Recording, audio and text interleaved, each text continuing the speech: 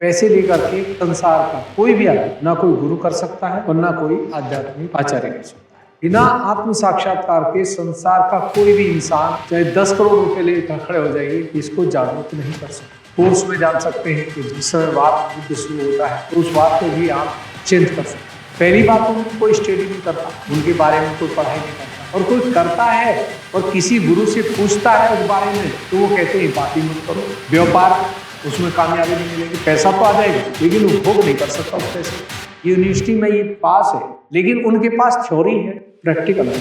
अगर हमने एक बार अशुद्ध इच्छा की, एक बार गलत काम किया, एक बार किसी को गलत दृष्टि से देखा तो वो और बढ़ा देती है। नमस्कार, मेरा नाम विवेक थिरानिया है और आज हमारे साथ डॉक्टर आयस बंसल जी हैं। इनके बारे में बताना चाहता हूं थोड़ा कि पिछले 35 वर्षों से जन जागृति के प्रोग्राम को करते आए हैं और इनकी अपनी एक संस्था है जिसका नाम स्पिरिचुअल फाउंडेशन है और सतयुग टीवी के मंच से अपनी बातों को रखते आए हैं ताकि जन जन तक इनकी जो आवाज़ है, जो बात है, वो पहुंच सके।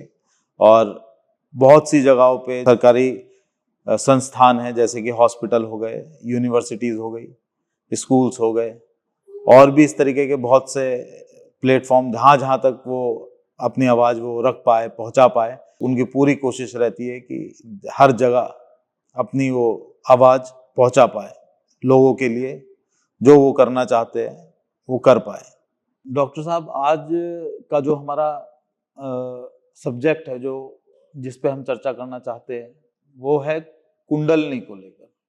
क्योंकि कुंडलनी को लेकर आप काफ़ी लंबे समय से हर तरीके की रिसर्च से निकल चुके हैं। आपने देश भर में ऐसी शायद ही कोई जगह होगी जहाँ पर जाकर आपने कार्य नहीं किया होगा और आप ये सारे कार्य, जैसे कि आपने बताया कि आप अपने ही खर्चे से करते हैं, इसके लिए कोई आप किसी तरीके का फाउंडेशन होने के बाद भी उसमें ऐसा कोई फंड इस तरीके का नहीं लेते हैं कि जो बाहर से आता हो या कोई, ये सब आप और आपके जो परिवार के जो टीम के लोग हैं उन्हीं के द्वारा मिलके किया जाता है, ऐसा है।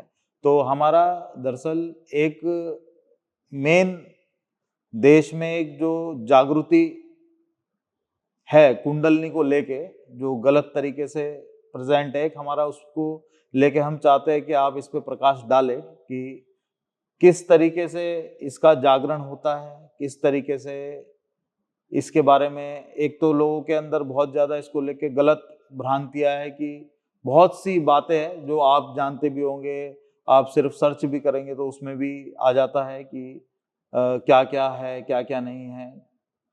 तो उसमें हम चाहते हैं कि एक सही जानकारी लोगों तक पहुँचे कि क्या है, एग्जैक्ट चीज़ पता चले हमें और उसके क्या कार्य है कुंडलनी के और किस तरीके से उसको जागृत किया जाता है। तो आप हमें इस पे अपनी विचार बताएं कि क्या है एग्जैक्ट, क्योंकि आप सही तरीके से भी अपने बारे में बताएं कि आप इसमें कार्य में कितने समय से है, कितने। नमस्कार, आज हम एक ऐसे प्लेटफॉर्म पर हैं कि जहां पूरी दुनिया देख रही है और कुछ जो प्रसन्न है वो आए हुए हैं और आपने किए हैं बहुत समझदारी से। और जो आपने कुंडलनी की बात की है ये बहुत बड़ी बात है, क्योंकि कुंडलनी के बारे में पहली बात तो किसी को नॉलेज नहीं। अगर आधी अधूरी नॉलेज है भी तो वो जागृति करते हैं पैसे लेकर के कोई भी संसार का कोई भी आदमी, विश्व का बात हो रही, ना कोई गुरु कर सकता है और ना कोई आध्यात्मिक आचार्य कर सकता है। कुंडलनी जो है ये बहुत पावरफुल चीज है और जब ये जागृत हो जाती है तो आप तीनों काल के बारे में जान जाते हैं, वर्तमान, भविष्य और भूतकाल। और दुनिया की कोई चीज ऐसी नहीं जिसको आप कुंडलनी से जांच नहीं सकते। चाहे वो एजुकेशन का दायरा है, फिल्म का दायरा है, जो राइटर है किताब लिखते हैं उसमें उस किताब को पहचान सकते हैं कि जिस इंसान ने ये लिखी है उस इंसान की कैसी विचारधारा है। फोर्स में जान सकते हैं कि जिस समय वार युद्ध शुरू होता है तो उस वार को भी आप चेंज कर सकते हैं। राजनीति में इसका कार्य है। ऐसी कोई चीज नहीं दुनिया की, जैसे आज के समय में आपने देखा कि जो पैसा है। जी, मैं थोड़ा सा आपको रोकना चाहूंगा, लेकिन हम इसमें एक सिलसिलेवार, एक प्रारंभ जो होता है इसका, कि जो जागरण होता है, और जो आपने देखा भी होगा, अगर आप YouTube पे सर्च करते होंगे कि आप कुंडलनी डालते हैं तो उसमें अलग अलग माध्यम बताए गए हैं कि इस तरीके से आप अपनी कुंडलनी को उठा सकते हैं, इस तरीके से आप अपनी कुंडलनी को जागृत करें। तो ये एग्जैक्टली किस तरीके से होती है, तो एक सिलसिलेवार चलेंगे तो हमारी जो ऑडियंस है वो भी सही तरीके से जान पाएगी कि एग्जैक्टली क्या प्रोसेस है। देखिए, कुंडलनी का प्रोसेस, सबसे पहली बात तो यह है कि इसका अधिकार दुनिया में किसी एक को है जो आत्म साक्षात्कारी है, या जो इस धरती पर अवतार के रूप में आया है, वही इसका कार्य शुरू कर सकता है। और बिना आत्म साक्षात्कार के संसार का कोई भी इंसान चाहे 10 करोड़ रुपए लेकर खड़े हो जाइए, इसको जागरूक नहीं कर सकता। और इसका प्रोसेस बहुत आसान भी है। पहले युगों में बहुत कठिन था,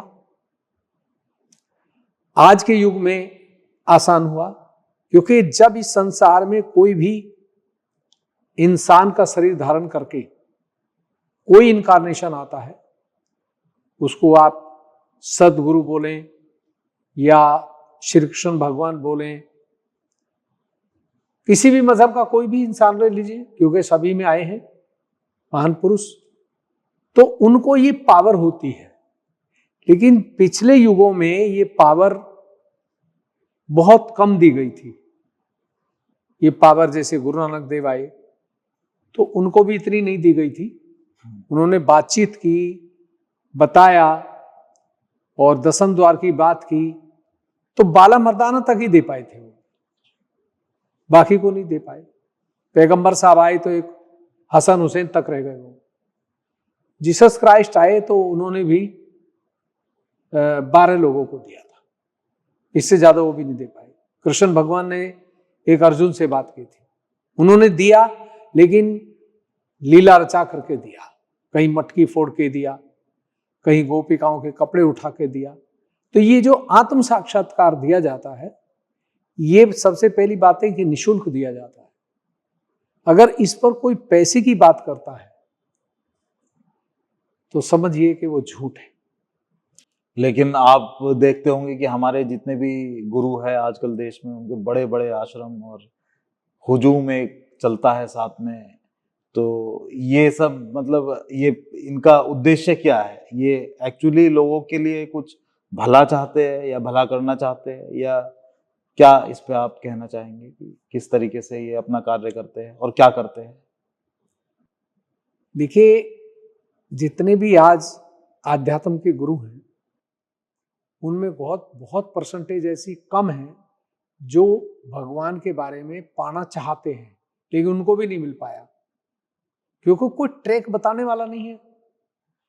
और जिनको मालूम है उनको गवर्नमेंट भी नहीं समझती। दरअसल मैं नाम नहीं लेना चाहूंगा, क्योंकि ऐसे बहुत से आज की डेट में जो न्यूज़ पे भी बड़े अच्छे से अपने बैठकें लगाते हैं, मतलब एक कंफ्यूजन भी रहती है पब्लिक के दिमाग में कि इनके पास कुछ है या नहीं है, और है तो क्या है ऐसा कि ये किसी को ठीक कर देते हैं या किसी को वो मतलब क्या है ये सब। इस पे भी आप थोड़ा सा अपना। आप बहुत अच्छी बात कर रहे हैं और बड़ा गहन विषय उठाया है आपने जी। हालांकि हम तो हरफन मौला हैं जी। कपड़े हमारे साधारण हैं, हम माल वाला नहीं डाले हुए हैं जी। तो हाँ, क्योंकि हमें शोबाजी नहीं करनी है। जो बहुत सारे बाबा होते हैं वो सब शोबाजी में रहते हैं। तो ये जो आपने बात की है कि ये जो इस बारे में बात नहीं करना। एक्चुअली क्या, जो हमारे इस वेद शास्त्र हैं वो एकदम सत्य पर है। पहली बात तो उनकी कोई स्टडी नहीं करता, उनके बारे में कोई पढ़ाई नहीं करता, और कोई करता है और किसी गुरु से पूछता है उस बारे में तो वो कहते हैं बात ही मत करो, क्योंकि उसमें जो कुंडली का जागरण बताया है वो बहुत ही टफ है। और जब वो उसको पढ़ते हैं तो वो उस बात को छोड़ देते हैं कि कुंडली और आत्म साक्षात्कार जो भागवत गीता में लिखा है, अगर हम इसको करेंगे पहले तो हमारे पास ही नहीं है तो हम देंगे कैसे। तो जिसके पास ये चीज पावर होती है, जैसे आज आप मान लिया किसी फिल्म के डायरेक्टर हैं तो आप पूरी डायरेक्शन देते हैं सबको, आपको नॉलेज है, आप उस मास्टर हैं तो वो सब बात मानते हैं। लेकिन अगर डायरेक्टर को ही डायरेक्शन देनी नहीं आती हो तो फिर वो नीचे वाले स्टाफ क्या करेगा। ऐसे ही ये जो आजकल के गुरु की बात कर रहे हैं आप, ये केवल कथावाचक हैं। थोड़े से शब्द संस्कृत के उठा लिए, थोड़े से कथा कर ली, कहीं की स्टोरी सुना दी, केवल इतनी बात करते हैं। ये आत्म साक्षात्कार नहीं दे सकते। ये मेरा चैलेंज है और आप इसको कहीं पर भी किसी भी मीडिया के बीच में खड़े होकर बात करिए। तो आपके कहने का मतलब हमारे जो देश के लोग हैं उन्हें अपने अपने गुरुओं से बोलना चाहिए कि हमें आत्म साक्षात्कार दीजिए। बिल्कुल। अगर आप किसी को गुरु बना रहे हैं और उसको दुनिया भर का पैसा लुटा रहे हैं और उसके पैरों को रोज छू रहे हैं और सब कुछ कर रहे हैं, तो सबसे पहले उससे ये कहें कि हमको कुंडली जागरण कब होगा, हमें आत्म साक्षात्कार दीजिए। ये ठोक के बोलना चाहिए अपने गुरु से। अगर वो सच में गुरु है तो सबसे पहले आत्म साक्षात्कार ही देगा। अच्छा, इसमें लोग ये भी सोचेंगे भाई आत्म साक्षात्कार जरूरी है या नहीं है, तो हमारा उद्देश्य है ये कुछ इस तरीके का कि हमें पाना चाहिए नहीं पाना चाहिए। जैसे कोई एक आम आदमी कहे भाई हमें नहीं चाहिए, हमारा क्या काम की चीज है, तो ये इसका पर्पस क्या है, आत्म साक्षात्कार का लेने का उद्देश्य क्या है? अगर कोई लेना चाहता है तो क्यों ले? ये तो अभी हम दे रहे हैं जी। अभी भविष्य में हर इंसान की मजबूरी आने वाली है। मजबूरी तो आ चुकी है। आप देखिए जो बच्चा है। अच्छा, मतलब आप घोषणा कर रहे हैं? मैं घोषणा करता हूं जी। हम चैलेंज भी घोषणा करते हैं कि भविष्य में जिसके पास ये चीज नहीं होगी उसका शरीर स्वस्थ नहीं होगा, परिवार स्वस्थ का मतलब खुशहालता से संबंध है, व्यापार उसमें कामयाबी नहीं मिलेगी, पैसा तो आ जाएगा लेकिन वो भोग नहीं कर सकता उस पैसे का। आत्म साक्षात्कार के बाद ही राजनीति में चल रही है। जिसके पास में ये पावर होगी वो बहुत सुंदर राजनीति चलाएगा, अपने एरिया को बहुत सुंदर से चमकाएगा। उसके अंदर लालच नाम की चीज नहीं होगी, वो एक देशभक्त होगा। ये कुंडली जागरण पहले युगों में सबसे पहले इसी की बात होती थी। आज पैसे की बात होती है। गुरु लोगों को भी पैसा चाहिए, बड़े बड़े आश्रम चाहिए। तो जो कुंडली की बात है ये निशुल्क ही होगी। इस पे अगर कोई पैसे की बात करता है, लेता है, तो उसका कुंडली जागरण ना वो कर सकता, अगर करा तो वो लेफ्ट राइट में करेगा, उससे आदमी की मृत्यु भी हो सकती है।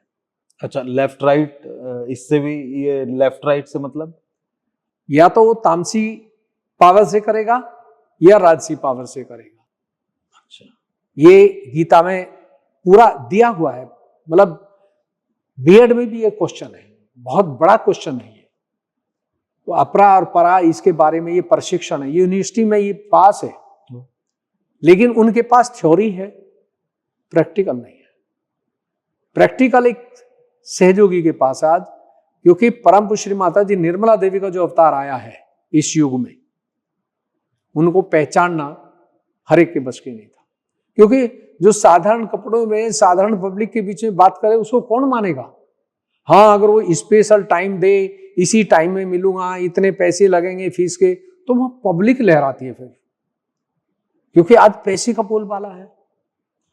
और जो कार्य आज पैसे से हो रहा है, ये पैसा आने वाले टाइम में 2, 4, 5 साल में, ज्यादा टाइम नहीं है, वैल्यू खत्म हो जाएगी।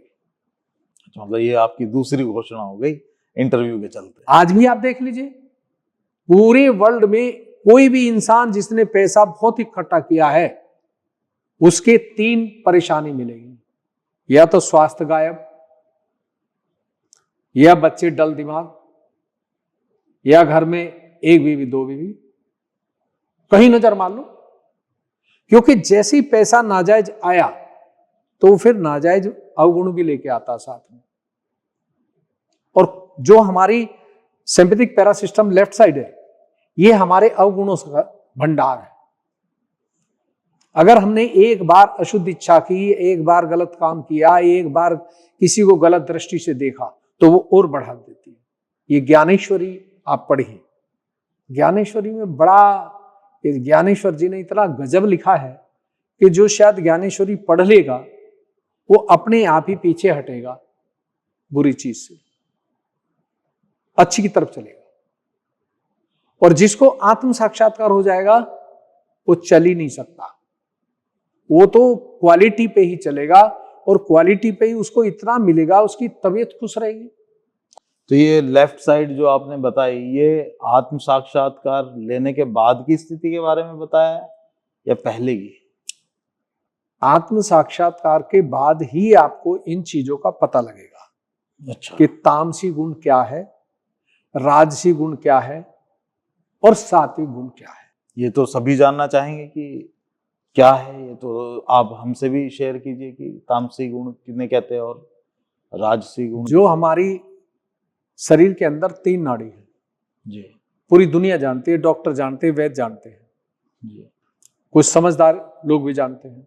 लेकिन आज तक जैसे हम भी डॉक्टर के पास तो बहुत गए कई बार, लेकिन ऐसी कोई नाड़ी की तो कोई बात नहीं हुई कि जैसे सब डॉक्टर जानते हैं। मतलब ये आयुर्वेद के बारे में बात कर रहे हैं आप, ये या एलोपैथी? एलोपैथिक, आयुर्वेदिक सब उसी पे आते हैं। कफ पित्त वायु, किसी भी डॉक्टर के पास जाइए, वो ये कहेगा भाई अगर कफ पित्त वायु बैलेंस है तो कोई बीमारी आएगी नहीं इंसान को। जब ये बिगड़ जाते हैं, अप डाउन होते हैं, तभी बीमारी आती है। आध्यात्म में इसको हम ईड़ा पिंगला सुषुम्ना बोलते हैं, नाड़ी को। तो जो पित्त की नाड़ी है वो हमारी राइट साइड होती है, पिंगला नाड़ी, ये सूर्य नाड़ी है। और जो हमारी लेफ्ट साइड की नाड़ी होती है, ईड़ा नाड़ी बोलते हैं, ये चंद्रमा की नाड़ी है। और जो बीच की नाड़ी सुषुम्ना है, वो कुंडली से ही शुरू होती है। जब वो शुरू हो जाती है इंसान की, तो वो इंसान बड़ा बैलेंस में रहता है, उसका कार्य बैलेंस रहता है, उसकी सोच बैलेंस रहती है, उसका मतलब परिवार बैलेंस रहता है, मतलब हर चीज समूथ मिलाएगी आपको, उसमें किसी तरह की हलचल नहीं मिलेगी। तो ये जो अंदर की चीज है, जब तीसरी नाड़ी शुरू होती है, ज्यादातर आदमी लेफ्ट और राइट में काम करता है, या तो पीछे की बात सोचता है, भूत बाधान को पूछता है, गुरुजी से ताबीज लाएंगे, धागा लाएंगे, उसको पहनते हैं, तो उससे उसकी वासनाओं में बढ़ोतरी होती है, अशुद्ध इच्छाएं उसकी ज्यादा जागरूक होती है शुद्ध इच्छा के बनस्पति। ऐसे ही फिर कर्म हो जाते हैं। तो कर्म जो है हमारे, वो हमारी पिंगला नाड़ी पे चलते हैं, सूर्य नाड़ी। तो जैसे हम कार्य करते हैं, अब बहुत से लोग कहते हैं कि अच्छा काम करते हैं, बुरा करते हैं, किसी को नहीं पता, बड़े भी साधु को भी नहीं पता। वो सोचते हैं कि अच्छा काम कर रहे हैं, अच्छा बोले, लेकिन मालूम नहीं पड़ता है। आत्म साक्षात्कार के बाद आपको आपके हाथों पे हर चीज आ जाएगी कि झूठ क्या है और सच क्या है। जो आदमी सामने वो धोखा देगा जीवन में, या मेरी साथ ईमानदारी से काम करेगा। हाथों पे किस तरीके से आत्म साक्षात्कार, मतलब क्या आप कैसे बता रहे हैं? जब आत्म साक्षात्कार होता है तो इन हाथों पे शंकराचार्य ने इसको सलीलम सलीलम बताया, ठंडी ठंडी लहरें जी। तो ये लहरें ठंडी ठंडी ये जब ये आती है, जब कुंडली का जागरण होता है, कुंडली का जो टेम्परेचर है वो -0073 होता है।